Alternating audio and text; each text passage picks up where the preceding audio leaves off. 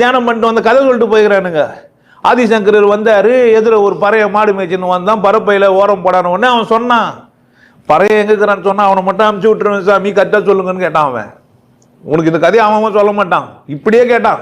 என்னான்ட்டே உம்மா சங்கரரு, நீங்கள் என்னவோ பண்ணி பிடிங்கிட்டு என்னவோ உட்காந்துட்டு ஏந்து வந்துக்கிறீங்களே, என்ன பரப்பையன்னு சொன்னீங்கல்ல, அந்த பரப்பையை எங்கேக்கிறான்னு சொல்லுங்க, நான் பண்ண பண்ணலாம் நம்ம அவனை சொல்லலாம். உடனே அவன் காலில் விட்டு வந்தவன் சிவன்ட்டான்.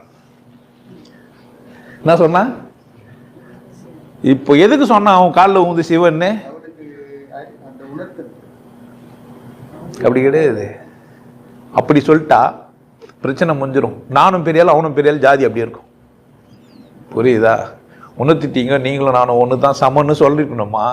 காலில் வந்து நீ விசேஷம் சொன்னோமா? ஒரு பறையினவனா நான் எடுத்துப்பேன், விசேஷமாக்கிடுவேன். எல்லா பறையினும் அந்த மாதிரி இல்லை. கரெக்ட் தானே? சென்னக்கிட்ட கரெக்ட் தான். ஜாதியில் போகிறதுனால ஒருத்தன் உயர்ந்தவன் ஆக முடியாது. நீ பறையனா போந்தாலும் பாப்பானா போந்தாலும் செட்டியார போந்தாலும், நான் ஜாதி இல்லாமல் போனது தான். ஜாதி இருக்கட்டும், நீ பெரிய ஆளுன்ட்டு போயிட்டான். அப்போ அவனுக்கு என்ன நோக்கம் இல்லை?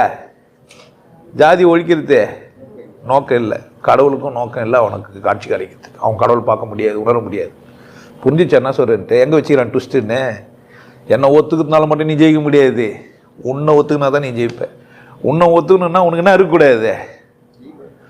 ஜாதியெல்லாம் இருக்கக்கூடாது. உங்கள் ஈகோ சிஸ்டம் தப்பு, உங்கள் முட்டாள்தனம் தப்பு. அப்போ கடவுள் நான்